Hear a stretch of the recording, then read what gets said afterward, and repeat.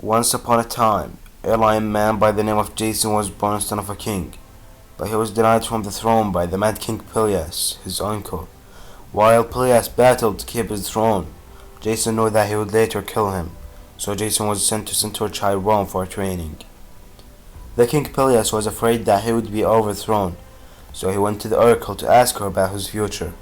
She told him that he should be aware of a man with only one sandal.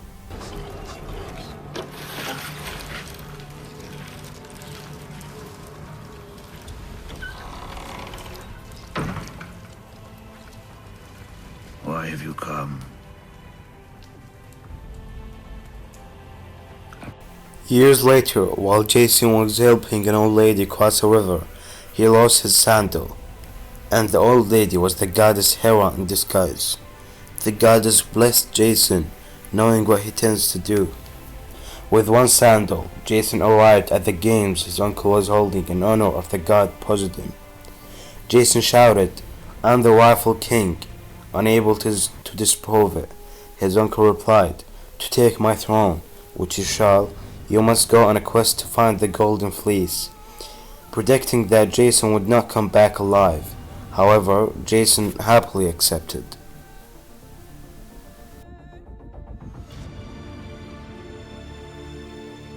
Jason assembled a crew known as the Argonauts.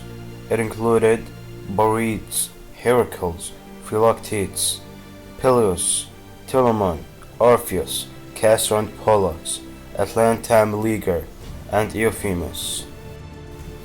During the visit to the Isle of Lemnos, the Argonauts mingled with women, creating a new race called Minyae.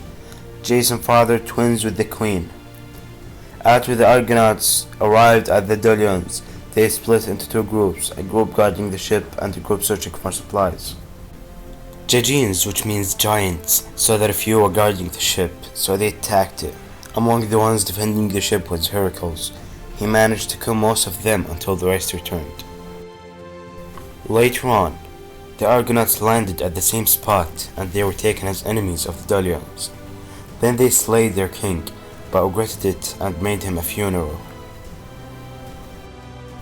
Soon they reached Phineus. Zeus sent harpies, which are female monsters in the form of a bird with a human face, to steal food from Phineus every day, but Jason found the harpies and killed them.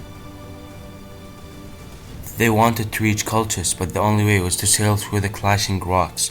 They did it and they made it through with minor damage.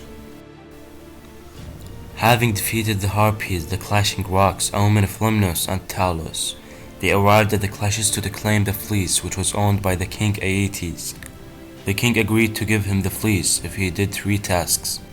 Medea, the king's daughter, fell in love with Jason, so she helped him with his tasks. First, he had to plow a field with fire-breathing dragons. Medea protected him from the fire breath. Then he placed the teeth of a dragon into the field. The teeth separated into 9 forays. He tricked them into fighting each other. His last task was to overcome the dragon guarding the fleece, so he sprayed the dragon with potion to make him sleep. Jason then was able to take the golden fleece and flee with Medea.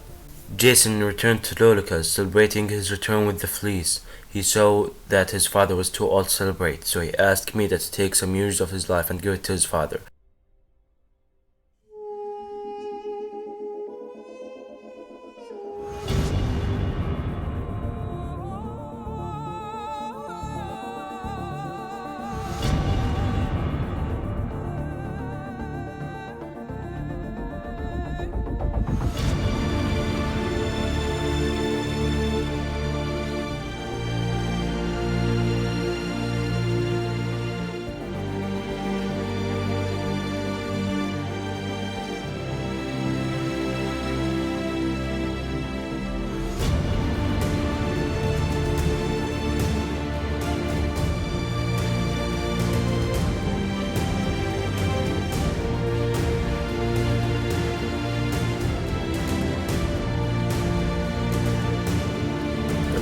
Peleus' daughters saw this and wanted to do the same thing to their father.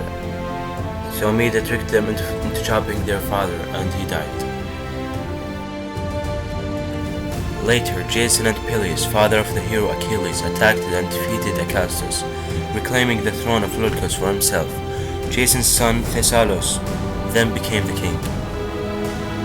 As a result of breaking his vow to love Mida forever, Jason lost his favor with Hera and died lonely and unhappy. He was asleep under the stern of the rotting Argo when it fell on him, killing him instantly. This story gives us a clear idea of Greek mythology and how ancient Greeks used to think. It can influence them by providing motivation for such glory and such bravery. This story is remembered by paintings and the story itself being inherited from a generation to another by songs and tales of the glory and bravery that Jason had. It can be used to teach that nothing can be impossible and the evil side would always fall apart.